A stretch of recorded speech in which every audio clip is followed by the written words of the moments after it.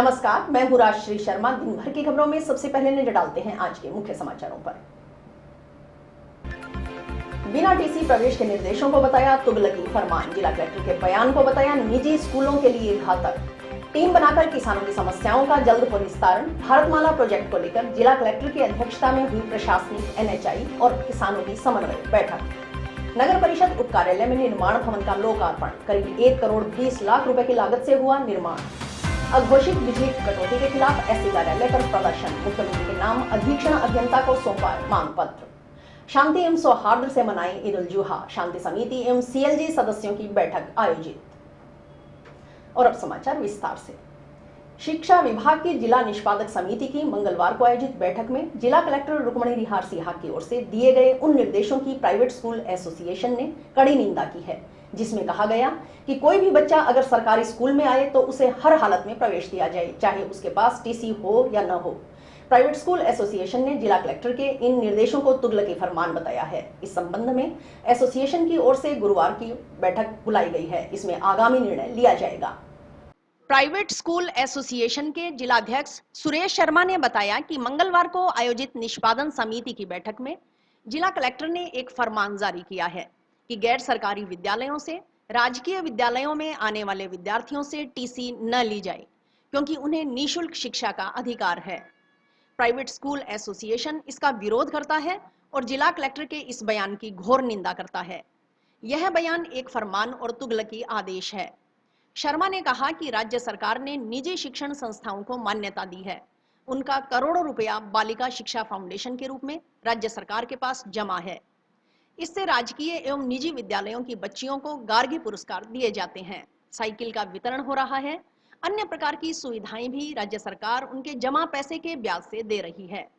उच्चाधिकारी की ओर से इस तरह का बयान देना साबित करता है कि वे प्राइवेट स्कूलों के खिलाफ है। उन्होंने कहा कि जिला कलेक्टर ऐसा आदेश जारी करें जिससे निजी स्कूलों की मान्यता वापस ली जाए। निजी स्कूल संचालक अपने शिक्षण संस्थाओं की चाबी सौंपने को भी तैयार है।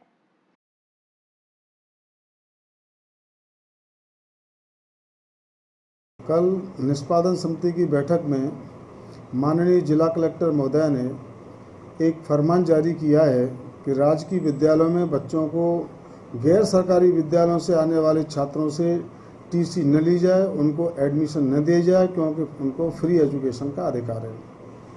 प्राइवेट स्कूल एसोसिएशन हनुमानगढ़ इसका विरोध करता है। जिला कलेक्टर के इस बयान की घोर निंदा करता है।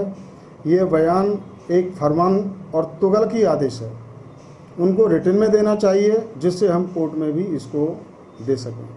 राज्य सरकार ने हमको मान्यताएं दे रखी हैं। हमारा करोड़ों रुपया राज्य सरकार के पास एफडी के रूप में, बालिका शिक्षा फाउंडेशन के रूप में जमा है, जिससे राजकीय विद्यालयों की एवं प्राइवेट स्कूलों की बच्चियों को गार्गी पुरस्कार दिए जाते हैं। साइकिल वितरण हो रहा है। अन्य प्रकार की जो भी सुविधाएं राज्य सरकार दे रही है वो हमारे जमा पैसे के ब्याज से दी जा रही हैं। और इस तरह का बयान और इस समय एक उच्च अधिकारी द्वारा दिया जाना वो साबित करता है कि वो प्राइवेट स्कूलों के खिलाफ है।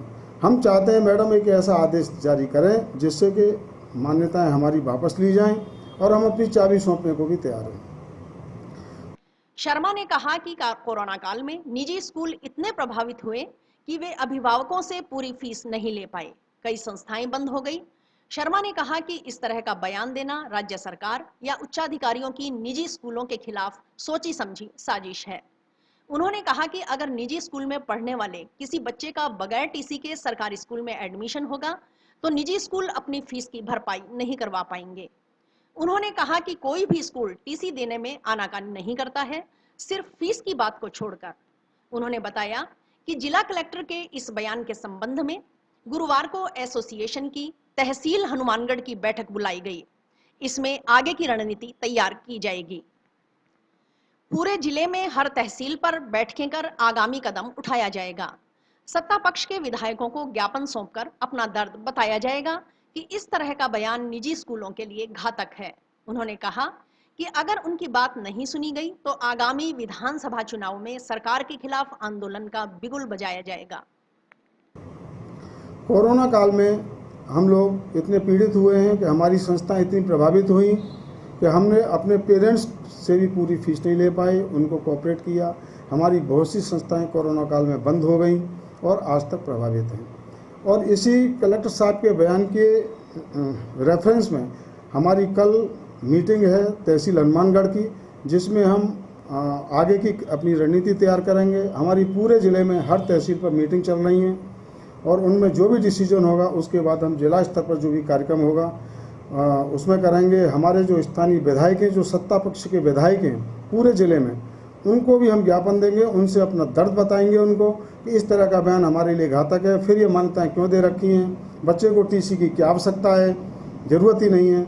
इस तरह का बयान मुझे ऐसा लगता है कि राज्य सरकार की या उच्चाधिकारियों की सोची समझी प्राइवेट स्कूलों के खिलाफ एक साजिश है और हम इस बयान की घोर निंदा करते हैं। मैं एक पूरे यूनियन की तरफ से ये मैडम को मैं निवेदन करना चाहता हूँ, कोई भी स्कूल टीसी देने में आनाकानी नहीं करता है, केवल फीस का मैटर होता है। फीस जमा कराएं, या तो पेरेंट्स को फीस के चक्कर में अगर उनको फीस ज़्यादा लगती है, देने में असमर्थ हैं, तो उन्हें सरकारी स्कूलों के द्वार खोलें, वहाँ जाना चाहिए।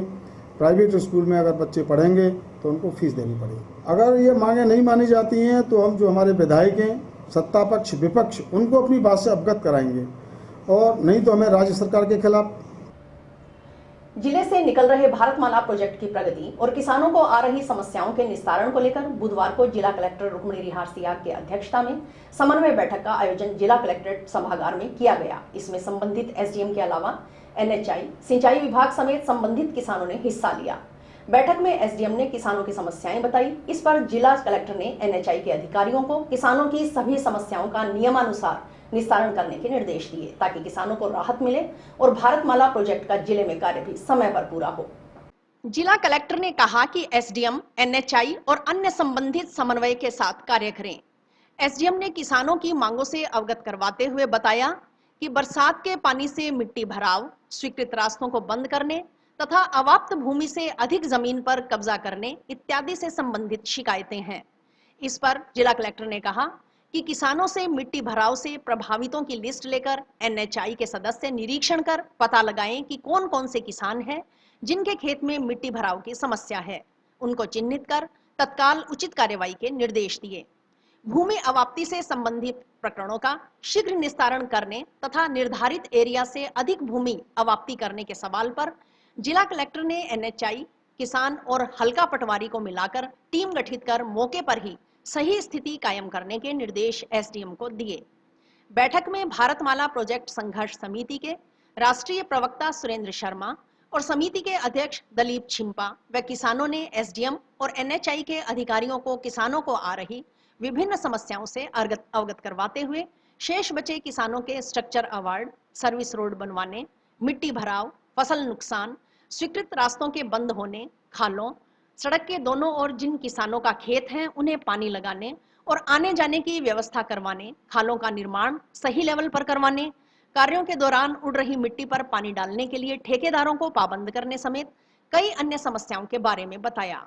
अधिकारियों के साथ समन्वय करते हुए जल्द से जल्द समाधान निकाला जाएगा ताकि किसानों को भी कोई दिक्कत न हो और सरकार के महत्वपूर्ण भारतमाला प्रोजेक्ट का कार्य भी समय पर पूरा हो। बैठक में एसडीएम डॉक्टर अवी गर्ग ने किसानों की समस्याओं को सुनते हुए उनका जल्द निस्तारण करवाने का आदेश दिया। किसानों की समस्याओं के समाधान पर एनएचआई, किसानों और प्रशासन की संयुक्त टीम बनाने पर सहमति बनी। बैठक में डीजीएम हेमेंद्र सिंह, परियोजना निदेशक पीडब्ल्यूडी, प्रोजेक्ट के लिए नियुक्त कंसल्टेंट सहित किसान प्रतिनिधियों में मोहन गोदारा, निहाल चंद सुथार, उग्रसेन भादु आदि मौजूद थे। 4, 4.5, 5 साल हो गया भारतमाला जो निकली है, अविनाश माला निकली है। पहला मैं लड़िया रिपिया कौन मिला, फिर मौजो बढ़ाने भी लड़िया, अब रिपिया कौन मिला मैंने, बिंगा बाद में खाना भी और रास्ता भी लड़ता रहा, मैं कौन मिला। अब सारे पशु भारतमाला का रास्ता हिस्सा बंद कर दिया थे। जाके देखो खेत में बढ़ने कोई पट्टियां लगा दी बड़ी बड़ी और नीचे जो कोई एक बैल लगावा है गुम्मट सो है, जो कोई एक खंभो सो लगावा है, बिंगा मां बिन 3 फुट डूंगो करे जिके मैं ट्रैक्टरों में पटने की कोशिश करी। मेरे खेत में ट्रैक्टरों पट्टी से को नहीं, खेत का रास्ता बंद कर दिया, खाड़ा का पानी संचारू व्यवस्था कौन करके दी, मिट्टी की प्रॉब्लम आई। अब कड़े लाल लगड़े 3 साल लड़ने बाद लाल लगड़े थोड़ी सी मिट्टी की प्रॉब्लम ठीक करी। अब कड़े हमारी मिट्टी की प्रॉब्लम कहता मुसलमान कटाने की ठेकेदार ने कोशिश करी, एनएचआई कोई कोशिश कौन करी। NHA के सके बारी बारी लड़ने बाद फिर मैं कलेक्टर महोदय के 3 बार ज्ञापन दिए जी। कलेक्टर महोदय ने कहा साहब हमारी नथमल जी पीछे मीटिंग करवाता रहता है, जेल देख के कि महीने महीने मीटिंग होती नहीं, ऐसा सुधरता रहता। NHA को दबाव रहे तो कलेक्टर को, लेकिन मैडम तो तू आया नहीं आगू पीछे बोलो। कलेक्टर नथमल जी से एक हिस्सा भी है लेकिन हमारी वार्ता कराता रहता। हाँ मैडम हमारी कोई वार्ता कौन करवाई। और बारी बारी कहने के बाद अब मैं बारी बारी अखबार में था, टीवी में दियो जी, मैं निंदा करा जी। जंक्शन के नगर परिषद उप कार्यालय में निर्माण भवन का लोकार्पण बुधवार को सभापति गणेश राज बंसल, वार्ड पार्षद अंजना जैन और आयुक्त पूजा शर्मा की ओर से किया गया। करीब 1 करोड़ 20 लाख रुपए की लागत से निर्मित भवन के लोकार्पण कार्यक्रम में नगर परिषद में निर्माण समिति के अध्यक्ष सुमित रणवा, एक्सियन सुभाष बंसल सहित अन्य पार्षद व अधिकारी कर्मचारी मौजूद रहे। नगर परिषद के निर्माण शाखा के अधिकारियों के बैठने के लिए उप कार्यालय में पूर्व में निर्माण शाखा में कम जगह थी। इस कारण उन्हें कार्य करने में दिक्कतों का सामना करना पड़ रहा था। इस समस्या को ध्यान में रखते हुए नगर परिषद की ओर से अलग से भवन का निर्माण करवाया गया है। यह भवन सभी सुविधाओं से लैस है। इस भवन में नगर परिषद के XEN, AEN, JEN, ATP, computer operator सहित निर्माण से संबंधित अन्य स्टाफ के बैठने की उचित व्यवस्था होने से कार्य सुचारू रूप से हो सकेगा। एक्सियन सुभाष बंसल और अजय शर्मा ने बताया कि नगर परिषद टाउन का क्षेत्र जंक्शन में काफी विस्तृत हो गया है। जंक्शन में 32 जबकि टाउन में 28 वार्ड है। नगर परिषद का मुख्य कार्यालय व निर्माण शाखा टाउन में है, लेकिन जंक्शन उप कार्यालय में एक एएन, एक एटीपी, 3 जेएन बैठकर काम संभालते थे। इसके लिए निर्माण शाखा के नाम से मात्र 1 कमरा था, इस कारण परेशानी होती थी। समस्या को देखते हुए सभापति की ओर से भवन का निर्माण करवाने का निर्णय लिया गया। इस भवन में 1 कमरा एक्सियन, एक एटीपी, एक एएन, जेएन के कमरे में कंप्यूटर ऑपरेटर कक्ष आदि का निर्माण करवाया गया है। अब अच्छे माहौल में कार्य हो सकेगा। नगर परिषद के उप कार्यालय में आज निर्माण भवन का उद्घाटन किया गया है। नगर परिषद के निर्माण शाखा के अधिकारियों व तकनीकी अधिकारियों के पास बैठने के लिए बहुत ही कम जगह थी, तो उनकी व्यवस्था को देखते हुए एक भव्य निर्माण भवन का निर्माण करवाया गया है जो समस्त सुविधाओं से लैस है। इसमें नगर परिषद के एक्सियन, एएन, जेएन, एटीपी एवं अन्य निर्माण से संबंधित स्टाफ बैठकर अपना कार्य सुचारू रूप से कर सकेगा। नगर परिषद टाउन का क्षेत्र जंक्शन में काफ़ी विस्तृत हो गया है और यहाँ निर्माण कार्य काफ़ी 32 वार्ड है, वहाँ 28 वार्ड है। मुख्य कार्यालय टाउन में है, निर्माण शाखा भी टाउन में है, लेकिन यहाँ हमारा एक एएन, एटीपी और 3 जेएन यहाँ बैठते थे और यहाँ काम संभालते थे।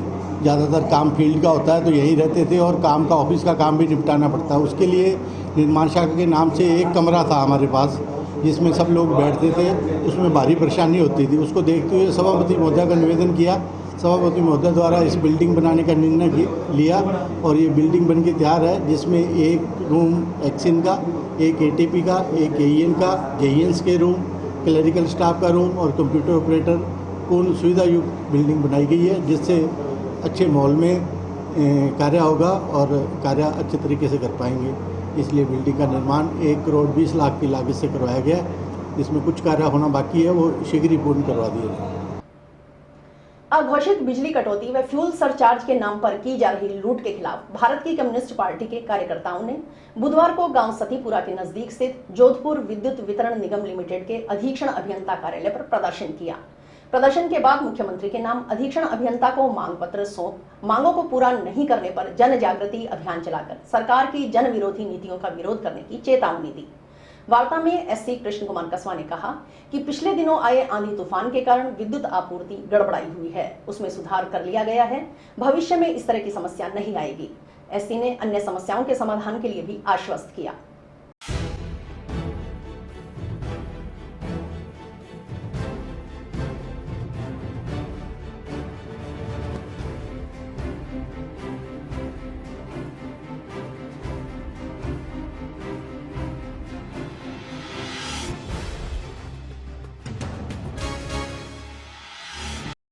जिंदाबाद जिंदाबाद मुर्दाबाद मुर्दाबाद मुर्दाबाद मुर्दाबाद जिंदाबाद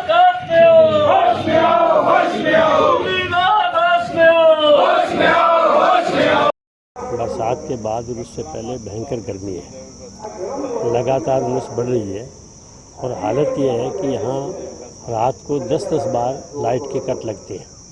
आप अंदाज़ा लगा सकते हैं कि छोटे छोटे बच्चे और वो गरीब परिवार जिनके पास पंखे हैं, सिर्फ कोई और व्यवस्था नहीं है, रात को लाइट चली जाए, दोपहर में लाइट चली जाए तो बच्चे कैसे रहते होंगे। और यही हालत है कि अब खेत के अंदर भी जो है धान लगने की प्रक्रिया शुरू है, धान लग रहा है, उसको पानी की ज़रूरत है।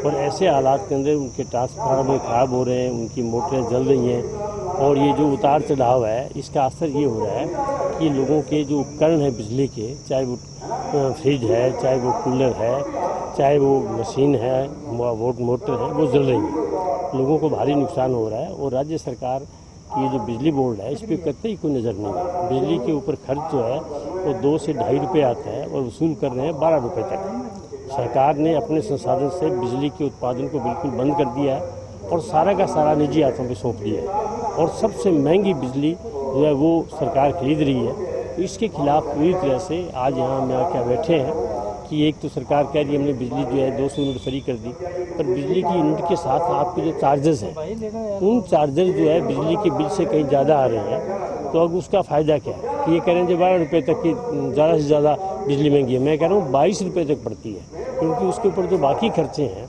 उन खर्चों को कहीं हिसाब ही नहीं है। आप चार्ज क्यों लगा रहे हैं? आप सीधा बिल के ऊपर उस पर लगाइए, दर्ज जो है यूनिट के ऊपर, और उसमें अलग अलग रखे हैं, ये हमारा फलाना चार्ज है, ये मीटर चार्ज है, ये सर चार्ज है, ये वो टैक्स है, वो सारे मिला करके बहुत महंगी पड़ रही है। और इस हालात के अंदर ये है कि हनुमानगढ़ में बिजली लगातार जा रही है। तो आज यहाँ भारतीय कम्युनिस्ट पार्टी मार्क्सवादी की तरफ से आए हैं। दूसरा इनका एक और है कि इनकी लूट है। हर महीने ये 20% बिलों के ऊपर राशि जो है वो एक्स्ट्रा लगाती है। किसी का 1000 रुपये तो उसके 3000 रुपये आएगी, किसी की 5000 रुपये आएगी। और इन्होंने नियम बना दिया कि जितने का बिल आया है पूरी राशि जमा करानी पड़ेगी, उसके बाद हम जो है उसमें बैठ के तय करेंगे, उसमें पैसा कोई वापस नहीं देंगे, नगद आगे समायोजित करेंगे, वो 3 महीने में हो, वो 4 महीने में हो। तो जिनकी जिम्मेवारी है, जिनकी वजह से बिल के अंदर गलत फीड हुआ है, गलत फीड किया आपने, उनके ऊपर क्या कार्रवाई कर रहे हो? आप उपभोक्ता पे तो कर रहे हो कि उसको तो आपने 25,000 बिल दे दिया तो 25,000 जमा कराना पड़ेगा, पर 25,000 जो गलत बिल आया है उसकी एंट्री कैसे हुई है, किसने एंट्री की है, उसके लिए कौन जिम्मेदार होगा? ये जो, क्योंकि मशीन तो ऑपरेट करते हैं, आपके कंप्यूटर तो कोई न कोई ऑपरेट कर रहा है, इसलिए उसके ऊपर कोई जिम्मेदारी आयद की जाए।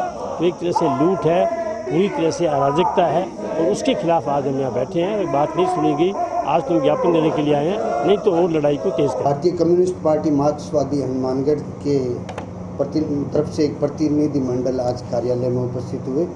उन्होंने जो विद्युत विभाग से संबंधित समस्याएं, विशेषकर जो बिलों में अभी ईंधन अधिभार जो लागू किया गया है उसको लेकर आक्रोश व्यक्त किया है और उसको हटाने के लिए भी मांग की है, जिसके लिए ऊपर सक्षम अथॉरिटी को ये उनका ज्ञापन प्रेषित कर अवगत करा दिया जाएगा। मुख्य समस्या एक ये थी कि अभी विद्युत आपूर्ति पिछले दिनों जो ज़िले में गड़बड़ाई हुई थी आंधी तूफान और अत्यधिक तापमान वृद्धि के कारण, तो उसको लेकर भी आक्रोश था। तो उसके लिए सुझाव दिया गया है उनको कि अब भविष्य में इस तरह की समस्या नहीं आएगी। ईद उल जुहा यानी बकरीद का पर्व गुरुवार को मनाया जाएगा। पर्व के मद्देनजर पुलिस प्रशासन सतर्क हो गया है। बुधवार को जिले भर के पुलिस थानों में शांति समिति एवं सीएलजी सदस्यों के साथ मुस्लिम समाज के प्रबुद्ध नागरिकों की बैठकें हुई। इसमें पुलिस अधिकारियों ने शांति एवं सौहार्द से ईद उल जुहा का पर्व मनाने का आह्वान किया। भादरा तहसील के गांव गांधीबड़ी और छानीबड़ी में प्रशासन की ओर से ड्रोन के जरिए निगरानी रखी जाएगी। पर्व के मद्देनजर बुधवार को जंक्शन पुलिस थाना में शांति समिति एवं सीएलजी सदस्यों की बैठक थाना प्रभारी नरेश गेरा की अध्यक्षता में आयोजित हुई। थाना प्रभारी ने मुस्लिम समाज के नागरिकों से कहा कि आपसी प्रेम और सौहार्द के साथ बकरीद का पर्व मनाएं, एक दूसरे की खुशियों का ध्यान रखें, अफवाह फैलाने वालों पर कार्रवाई की जाएगी। उन्होंने खुले में कुर्बानी न देने और पर्दे में कुर्बानी के बाद अवशेषों को खुले में न फेंककर दफनाने की हिदायत दी। इसके अलावा बैठक में थाना प्रभारी ने आह्वान किया कि जब भी कोई दुकानदार व रहवासी शहर से अन्यत्र जाता है तो अपने प्रतिष्ठान व घर के पड़ोसी को सूचना देकर जाए। नशे के खिलाफ शुरू की गई मुहिम में भी पुलिस का साथ दें। नशा करने वालों को नशा छोड़ने के लिए प्रेरित करें। थाना प्रभारी गेरा ने बताया कि बकरीद के पर्व पर गुरुवार को जंक्शन थाना क्षेत्र में खुंजा, सुरेशिया, नवा, रोड़ावाली, चंदड़ा में अतिरिक्त जाब्ता लगाया जाएगा। बैठक में पार्षद अब्दुल हाफिज, सरपंच प्रतिनिधि आमीन भाटी, मोहम्मद शौकीन सहित मुस्लिम समाज के अन्य प्रतिनिधि थे। के मद्देनजर आज शांति समिति और सीएलजी सदस्यों की मीटिंग यहाँ पुलिस थाना हनुमानगढ़ जंक्शन परिसर में की गई और त्यौहार को सद्भावनापूर्वक मनाने के लिए जो उच्च अधिकारियों के निर्देश प्राप्त हुए हैं उनसे इनको अवगत कराया गया है और हिदायत दी गई है कि नमाज के बाद ये जो हिदायतें हैं इनका आम लोगों में प्रचार प्रसार करें। किसी प्रकार का कोई मनमुटाव या भ्रांति या अफवाह नहीं फैले और कुर्बानी जो इस त्यौहार पे दी जाती है वो खुले नहीं करने हेतु हिदायत दी गई है। साथ ही जो कुर्बानी के बाद सींग या अन्य अवशेष बचते हैं उनका जो इनके धार्मिक नियम है उसके अनुसार ही उसको दफनाने हेतु हिदायत दी गई है। हाँ, मुख्य रूप से हनुमानगढ़ जंक्शन थाना क्षेत्र के अंदर खुंजा, सुरेशिया और नवा, रोड़ावाड़ी और चंदड़ा ये 5 स्थान हैं जहाँ पे नमाज अदा होती है। इसमें हमें श्रीमान पुलिस अधीक्षक महोदय की तरफ से एक्स्ट्रा जाब्ता मिलेगा जो तैनात किया जाएगा। आज 28 तारीख को पुलिस थाने में एक मीटिंग हुई जिसमें नई खुंजा और गर्दो नवाह के लोग हाजिर हुए और कल त्यौहार के तौर पर तमाम लोगों ने प्रचार किया और थानाधिकारी ने हमें मशवरा दिया कि आप अपने त्यौहार पर सुकून बनाए रखें और कुर्बानी का जो त्यौहार है उसको सुकून के साथ, सलामती के साथ मनाएं और लोगों को अच्छे तरीके से जो है अच्छा पैगाम दें। ख़ास करके नशे के ताल्लुक़ से हमसे कहा गया कि आप लोगों को बताएं, नौजवान लोगों को, तबके को बताएं कि आप नशे से परहेज़ करें, बुरे कामों से बचें, चोरी से बचें और अपने सुकून के साथ ईद त्यौहार मनाएं। त्यौहार को लेके एक प्रशासन की तरफ से पुलिस थाना में मीटिंग बुलाई गई थी। खास करके एक सद्भावना सौहार्द बना रहे। इसमें कुर्बानी ठीक है, एक त्यौहार है और कुर्बानी हम लोग करते हैं।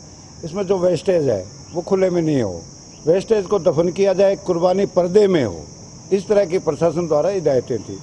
दूसरी हिदायतें ये थी कि आजकल नशे का प्रचलन खास करके चिट्टा इलाके में फैल रहा है, तो छोटों बच्चों का, हमारे इमाम हैं जो उनकी बातों का असर है समाज में, तो उनसे हिदायत की कि प्रशासन द्वारा कि आप बच्चों को मोटिवेट कीजिए कि नशे से दूर रहें, ये एक बहुत बड़ी बीमारी है, बहुत बड़ा बुरी चीज़ है। जब इसको धर्म के साथ जोड़ेंगे तो कुछ लोगों पे असर होगा। खास करके कि ये भाईचारा सद्भावना जो बनी रही, आज के अच्छे हालात अच्छे नहीं हैं, उसको लेके ये मीटिंग बुलाई गई थी। चोरियों के बारे में सीआई साहब ने हमें अवगत कराया कि आपके इलाके में दिन को ज़्यादा चोरी होती हैं और जो भी चोरी होती है उसकी आप निगरानी रखें। जैसे कोई हमारे वार्ड में जैसे ज़्यादातर वो बकरी चोरी हमारे ज़्यादा है, क्योंकि दोपहर को चोर आते हैं, लोग सोए होते हैं और गाड़ियों में डाल के ले जाते हैं। तो मैं तो यही अपील करता हूँ हमारे वार्ड वासियों से और हर एक से भी, अपना हर बच्चे को संभालें और जो भी नशे में जा रहे हैं उनकी रोकथाम के लिए रोकें उन्हें, और जो भी नशा बच्चा करता है उसको हिदायत दें, भी नशे से दूर रहे। यही हमारी अपील है वार्ड से और सारे समाज से। और बकरा ईद में जो प्रशासन ने बुलाया है, इसकी जो मेन नियम है उन पे नियम में चलें और अपने भाईचारा कायम रखें। शहर के प्रख्यात चिकित्सक पारस जैन को जान से मारने की धमकी देकर 1 करोड़ रुपए की फिरौती मांगने के चर्चित मामले में गिरफ्तार गैंगस्टर ऋतिक बॉक्सर को टाउन पुलिस ने रिमांड अवधि समाप्त होने पर बुधवार को कोर्ट में पेश कर 3 जुलाई तक पीसी रिमांड बढ़वाया है। टाउन पुलिस थाना प्रभारी दिनेश सारण ने बताया कि जिन जगहों की रैकी की गई थी उन जगहों की तस्दीक की जानी है। इससे पहले रिमांड अवधि के दौरान किन किन लोगों ने व्यूह रचना बनाई उसकी तस्दीक की गई।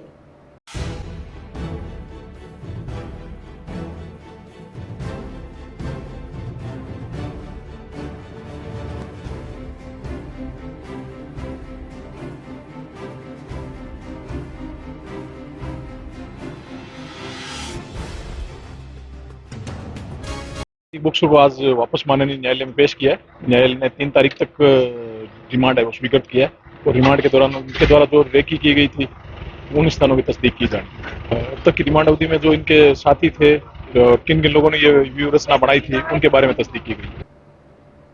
और अभी वक्त है एक ब्रेक का। आपके कैरियर को दे नई दिशा, माता किताब कौर इंटीग्रेटेड बीएड व डिग्री कॉलेज, जो कि ISO सर्टिफाइड है और महाराजा गंगा सिंह यूनिवर्सिटी बीकानेर से मान्यता प्राप्त है, जो लेकर आए हैं BSc नॉन मेडिकल व मेडिकल, BA सभी विषयों में, BSc BEd व BA BEd की सुविधा। अनुभवी और योग्य स्टाफ के साथ साथ हर सुविधा उपलब्ध करवाई गई है, जो विद्यार्थियों का उच्च कोटि का मार्गदर्शन करेगी। यहाँ का रिजल्ट 100% है। सभी सब्जेक्ट्स की लैब जैसे botany, zoology, physics, chemistry, computer व भूगोल, जो कि अत्याधुनिक उपकरणों से सुसज्जित है, और कॉलेज का विशाल कैंपस, जो कि पढ़ाई के बिल्कुल अनुकूल है। छात्रों के सर्वांगीण विकास के लिए फ्रेशर पार्टी, रंगोली, मेहंदी, खेल कूद, शैक्षणिक भ्रमण, scout, rover, ranger, Holi, Lohri जैसे सांस्कृतिक कार्यक्रम की गतिविधियां निरंतर चलती रहती हैं। CCTV व वाईफाई कैंटीन व बस की सुविधा उपलब्ध है। प्रवेश प्रक्रिया व गाइडलाइन हेतु संपर्क करें माता किताब Kaur campus, Rawatsar road, toll plaza के पास, हनुमानगढ़। मोबाइल नंबर 9950392001 और 9414081898। एक महिला ने पुलिस अधिकारियों पर संगीन आरोप लगाते हुए खुद की हत्या का अंदेशा जताया है। उसने बुधवार को जिला पुलिस अधीक्षक को लिखित शिकायत पर पुलिस अधिकारियों पर रिश्वत लेकर उसकी ओर से दर्ज करवाए गए मुकदमों में FR लगाने व आरोपी पक्ष के साथ मिलकर डराने धमकाने तथा हत्या करवाने की धमकी देने का आरोप लगाया। महिला ने वरिष्ठ पुलिस अधिकारियों पर भ्रष्टाचार अधिनियम में मामला दर्ज कर उन्हें सस्पेंड करने, रिश्वत प्रकरण में पुलिस अधिकारियों का नार्को टेस्ट करवाने, पुलिस से साठगांठ कर भ्रष्टाचार पूर्वक आचरण कर गैर कानूनी तरीके से FR लगाने वाले पुलिस अधिकारियों के खिलाफ कानूनी कार्रवाई करने व उसकी ओर से दर्ज करवाए गए मुकदमों में आरोपियों की गिरफ्तारी करने की मांग की है।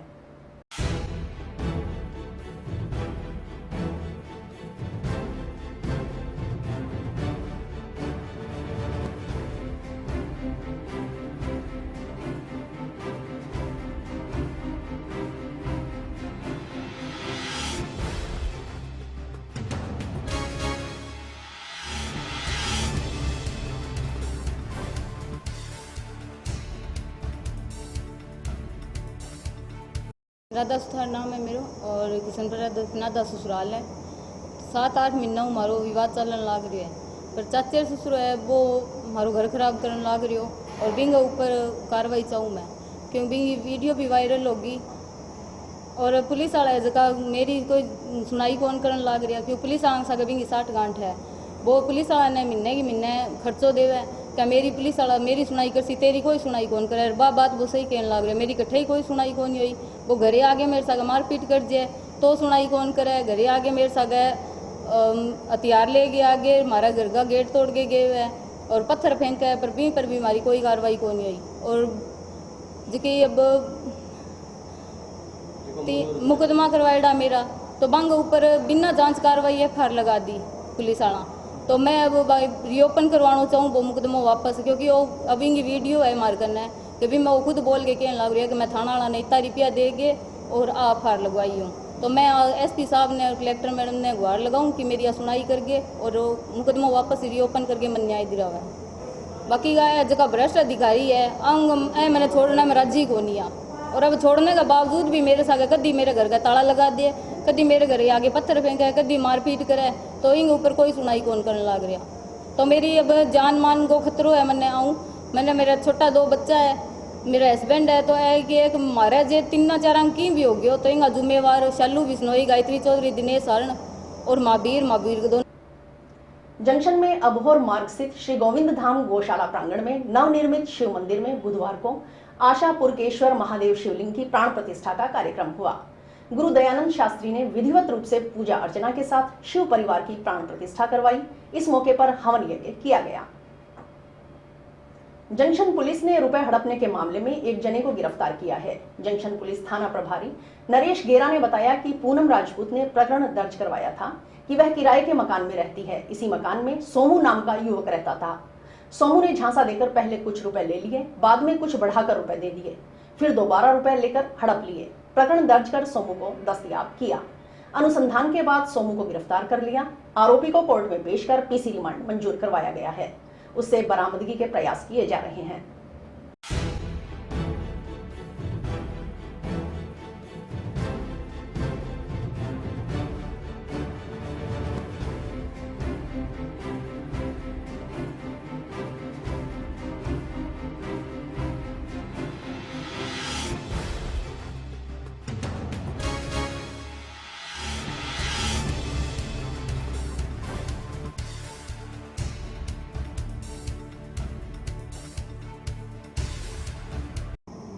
श्रीमती पूनम राजपूत के द्वारा प्रकरण दर्ज करवाया गया था कि किराए के मकान में रहती है और वहीं एक सोमू जो बर्गर वाला है वो रहता था। उसके द्वारा उसको झांसे में देकर के धोखाधड़ी करके उससे पैसे हड़प लिए गए, जिस पर इसको जो दस्तयाब करके इससे पूछताछ की गई और बाद अनुसंधान इसको गिरफ्तार किया गया। अभी इसको माननीय न्यायालय में पेश करके रिमांड लिया जाए। 2 बार 1-2 लाख रुपए लिए हैं, उसके बाद इसने कुछ बढ़ा करके वापस दिए और इसमें प्रॉफिट का झांसा दे करके और फिर जो पैसे हड़प लिए।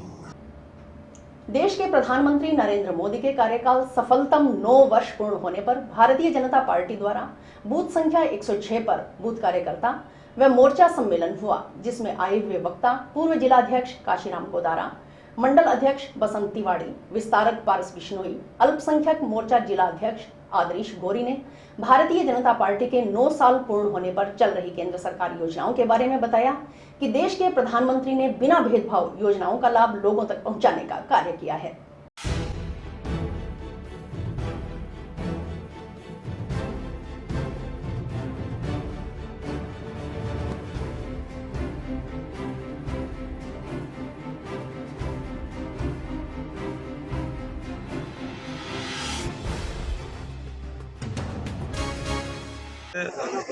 का दिन भारतीय जनता पार्टी नहीं, भारत का ऐतिहासिक दिन है।